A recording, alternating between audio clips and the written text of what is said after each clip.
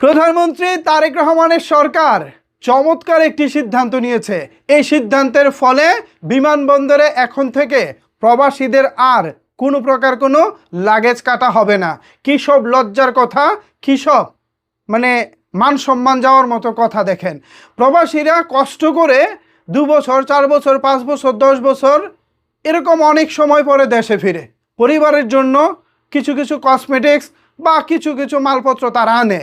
সেই মালপত্রগুলো বিদেশি এয়ারপোর্ট থেকে খুব ভালোভাবে পাস হলেও বাংলাদেশে আসার পর লাগেজ কাটার কবলে পড়ে, এবং এই লাগেজ কাটার কবলে পড়ে অনেক প্রবাসী আসে সর্বস্ব হারিয়ে ফেলে। কিছু কিছু প্রবাসীদেরকে দেখি বিমানবন্দরের সামনে বসে সেই কান্না, তাদের এই আত্মচিৎকার দেখলে লজ্জা লাগে, কষ্ট লাগে, খারাপ লাগে। আমরা কোনোভাবেই যেন এই লাগেজ কাটা পার্টি থেকে পরিত্রাণ পাচ্ছিলাম না। তবে ফাইনালি বাংলাদেশের বর্তমান সরকার নতুন একটি সিদ্ধান্ত নিয়েছে, যে সিদ্ধান্তের ফলে এবার বিমানবন্দরের লাগেজ কাটা আশা করা যায় শূন্যের কোঠায় নেমে আসবে। আপনারা নিশ্চয়ই জানেন হযরত শাহজালাল আন্তর্জাতিক বিমানবন্দরে এই মুহূর্তে 2টি টার্মিনাল রানিং আছে, টার্মিনাল 1 এবং টার্মিনাল 2। আর তৃতীয় টার্মিনাল, যেটা কিছুদিন আগে নির্মাণ শেষ হয়েছে, সেই তৃতীয় টার্মিনাল কারা হ্যান্ডেলিং করবেন, কাদের দায়িত্বে থাকবে এই তৃতীয় টার্মিনাল, এটা নিয়ে গত বেশ কয়েক বছর ধরে নানা আলোচনা চলেছে। এই আলোচনায় বাংলাদেশের পক্ষ থেকে যারা এখন শাহজালাল বিমানবন্দরের টার্মিনাল 1 এবং টার্মিনাল 2 পরিচালনা করে, তারা চাচ্ছিল ওই তৃতীয় টার্মিনালটাকেও কবজা করে নিতে। কিন্তু তাদের বিরুদ্ধে যে সুনাম ভাই, তাদের বিরুদ্ধে যে দুর্নাম, এগুলো নিয়ে তারা আবার নতুন করে কিভাবে ভাবে তারা তৃতীয় টার্মিনাল পাবে? আসলেই পাবে না। এখন বাংলাদেশ সরকার সিদ্ধান্ত নিয়েছে এই তৃতীয় নম্বর টার্মিনালকে জাপানের হাতে তুলে দেবে। জাপানের মানুষ বা জাপান এই তৃতীয় নম্বর টার্মিনালটাকে হ্যান্ডেলিং করবে। তো জাপান আপনারা জানেন পৃথিবীর মধ্যে অন্যতম সৎ একটি দেশ, হনেস্ট একটি দেশ। এই দেশের মানুষ অত্যন্ত সৎ।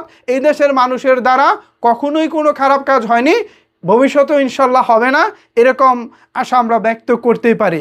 সো এবার জাপানের মানুষ যাচ্ছে বাংলাদেশের হযরত শাহজালাল আন্তর্জাতিক বিমানবন্দরের তৃতীয় টার্মিনাল হ্যান্ডেলিং করতে।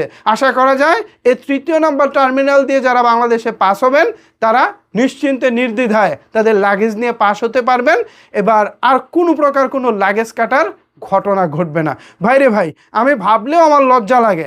শুধু তো প্রবাসী বাংলাদেশিরা দীর্ঘদিন পর দেশে আসে তা না, এই একই বিমান দিয়ে বা একই গেট দিয়ে একই লাগেজ হ্যান্ডেলিং পার করে অনেক বিদেশি পর্যটক আসেন, অনেক বিদেশিরা আসেন আমাদের দেশে নানা প্রয়োজনে।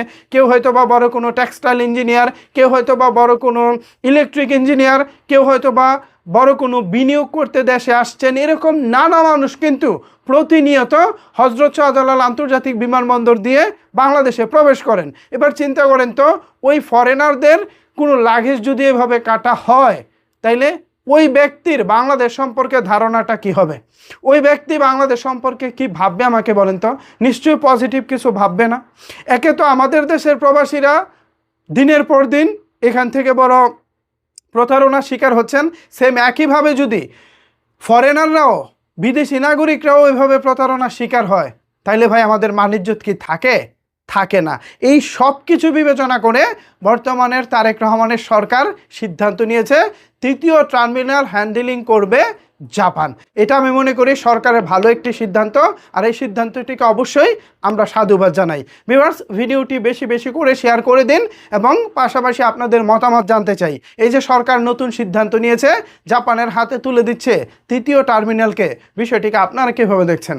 আমার মতামত কিন্তু সুপার পজিটিভ, আমি এটার পক্ষে। কারণ কী কারণ সেটা তো আপনাদেরকে বলেছি। এখন আপনাদের মতামত জানতে চাই, নিচের কমেন্ট বক্সটা আপনাদের জন্য ওপেন রইল। ধন্যবাদ সবাইকে এতক্ষণ আমার সাথে থাকার জন্য।